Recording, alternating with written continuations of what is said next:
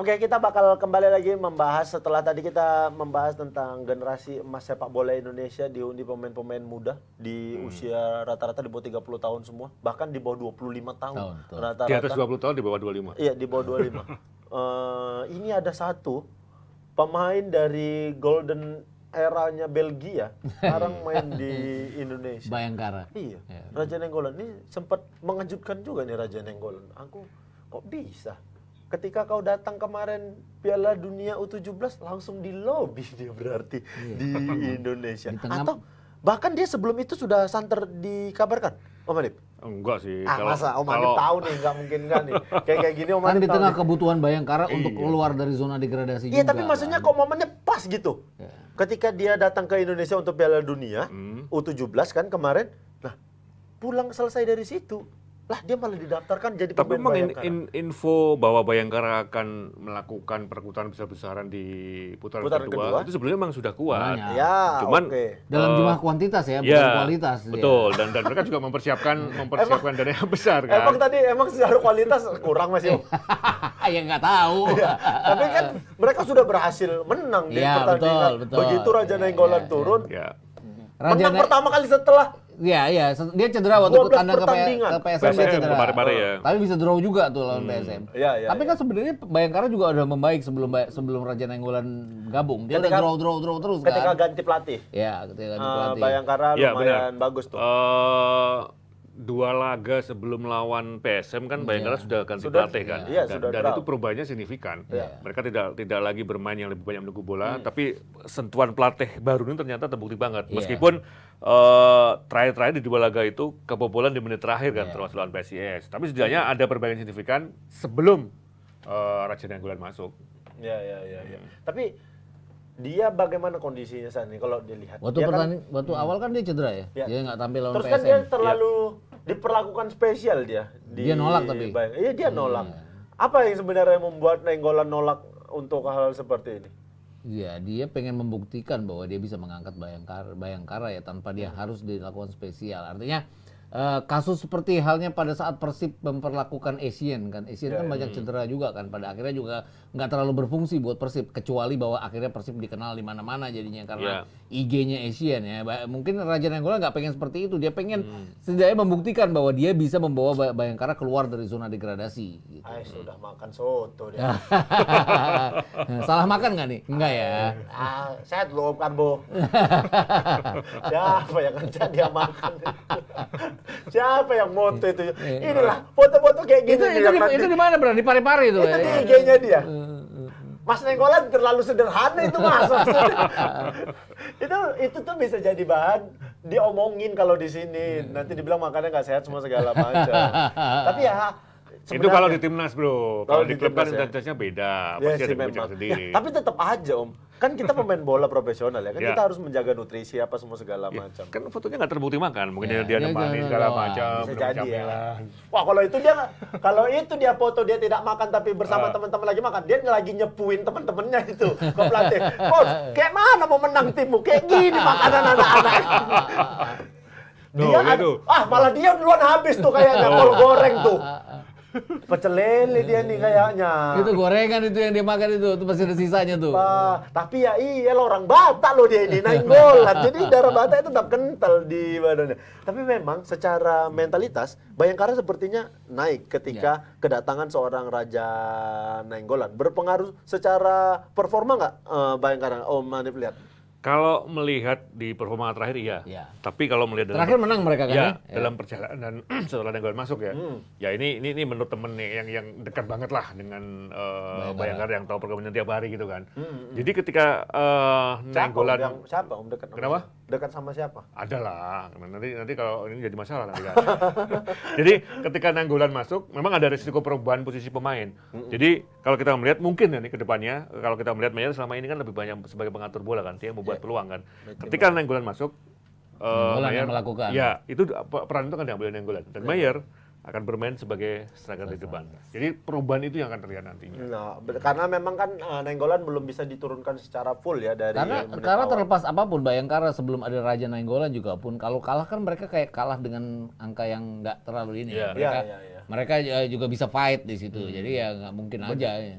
Tapi berarti Bayangkara putaran kedua ada nambah pemain bawah nggak? Mereka paling banyak beli pemainnya, 8 pemain ya. Maksudnya untuk posisi pemain bawah, kalau dia kebobolan terus, berarti kan ada masalah juga untuk di belakang. Ibu tuh gede, ditarik lagi kan? Ibu gede ditarik. Ibu gedenya balik lagi. Jadi tapi lebih banyak fokusnya di deretan gelandang. Gelandang ya? Ya. Dan kalau kita lihat strikernya dari Madura kan diambil. Iya. Begitu masuk, begitu pindah, produktif. Iya. Jadi artinya ada yang benar dengan kebijakan strategi pemilihan pemain Bayangkara di November kemarin, termasuk dengan menempatkan Nainggolan itu. Iya. Dan dengan Liga 1 istirahat kan ada apa ya? Ada semacam persiapan bagi mereka ya untuk menyongsong sisa 12 pertandingan di. Sekarang kalau nggak salah udah latihan lagi. Iya, emang udah latihan. Iya, ada cukup paling nggak 15 hari. Udah banyak kok tim yang udah mulai latihan. Yang terlihat sudah mulai persiapan ini bahkan kalau gue bilangnya rebutan zona degradasi ini akan panjang ya, karena Arema kan juga agak membaik juga terus kan cuma beda 5 poin kan dari Persebaya ya. Persebaya yang harus hati-hati. Tapi Arema degradasi Om. Ya. Itu doaku aja sih emang. Loh kenapa? Ayo sudahlah, muhasabah aja dulu. Muhasabah aja pelan-pelan, nanti habis itu diperbaiki. Nah, tapi Bayangkara itu di awal kompetisi targetnya kan lolos 4 besar. Nah, bakal ada di posisi berapa Bayangkara? Bukan, ini kita nggak bicara 4 besar. Tapi di akhir nanti bakal ada di posisi berapa kira-kira 4? Kemarin kan mereka tanpa Nainggolan draw ya lawan PSM ya. Iya. Terus mereka menang ya. Mereka ini kan kalau mau ada di posisi tengah pun harus banyak menang, bukan banyak draw lagi ya. Kalau gue bilang sih mereka ya urutan 10 mungkin ya, kalaupun lolos. Maksimal? Iya.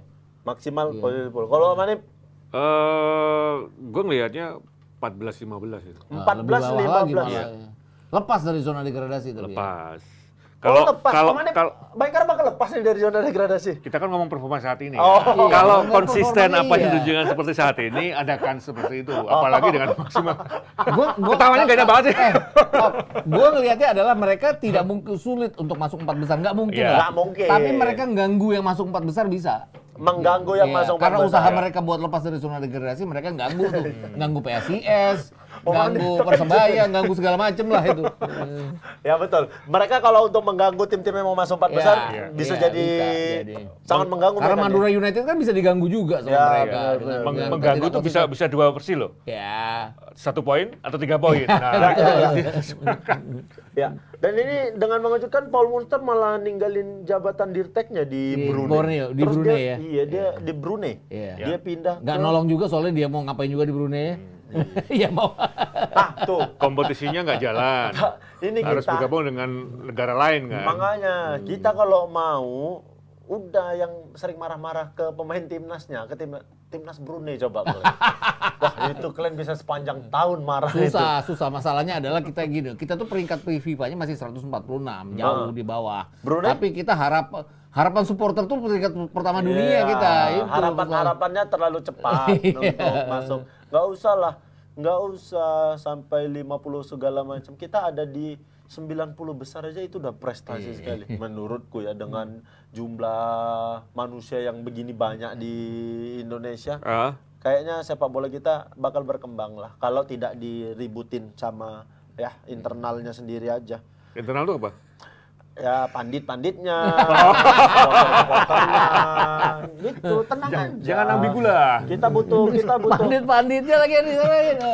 Kita butuh, ya kan ada pandit yang netral, ada pandit yang heboh kali, semua diributin.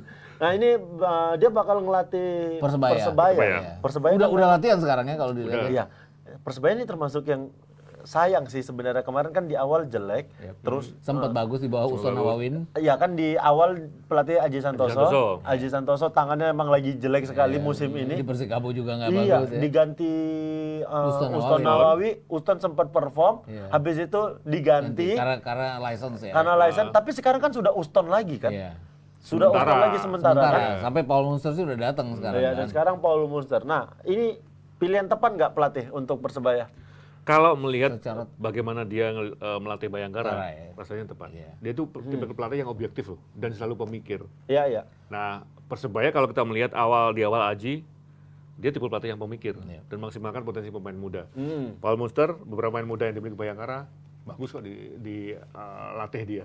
Dan dia kan kalau dilihat secara keseluruhan kualitas individu para pemain Persebaya harusnya nggak ada di posisi ini ya. Dia kan masih juga punya Paulo Henrique. Paulo Henrique kan terlepas apapun kan punya kemampuan bikin gol untuk mengangkat Persebaya. Jadi dengan polesan tangan yang benar ini Persebaya bisa naik.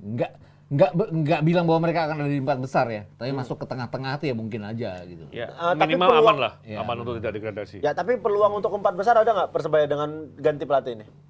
Poin berat. Tinggal 12 pertandingan soalnya ya. Iya, 12 pertandingan. Oh, mereka 13 karena mereka tanggal 30 kan main ya lawan PSIS. 30 ini? Ya, 30 Januari karena pertandingan ditunda dari week 20. Kita bakal mulai lagi 16 ya. 16 apa? Februari. Kita mulai lagi awal Februari. 30 Januari kita akan mulai lagi. Itu kan? yang laga tunda. Yang laga tunda. Setelah itu bukan awal Februari. Awal Februari. Tanggal 4 Februari. Liga 2 kan kelar di 3 Februari 12 besar, 4 dan 5 itu Liga 1. Liga 1. Tapi hanya 1 minggu itu aja. 1 minggu. Ya, ada 2 laga sebelumnya ya karena laga tunda kan. Nah, setelah itu langsung di tanggal 4 5 itu. ke-24. Oke, pekan ke-24 setelah itu libur, lagi 1 minggu. Karena Pilpres. Setelahnya nanti 25 Februari. 25 dengan VAR. Iya. Sudah dikonfirmasi sama orang PSSI, teman-teman. Orang LIB. Orang LIB. Sudah dikonfirmasi sama orang LIB. Berarti fix kita bakal menggunakan VAR. Mudah-mudahan VAR ini bisa jadi penolong untuk sepak bola kita ya.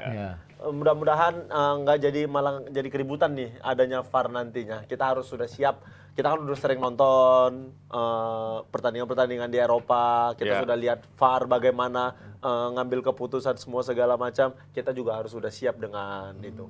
Sayang loh udah ratusan miliar tuh. Kalau sempat kita ributin lagi terus, nggak mau ada VAR. Aduh, sayang sekali kita buang-buang uang. Oke lah, kita lihat, kita bakal tunggu Liga 1 dengan VAR nanti di Februari. Dan kita bakal bahas episode selanjutnya setelah yang satu ini.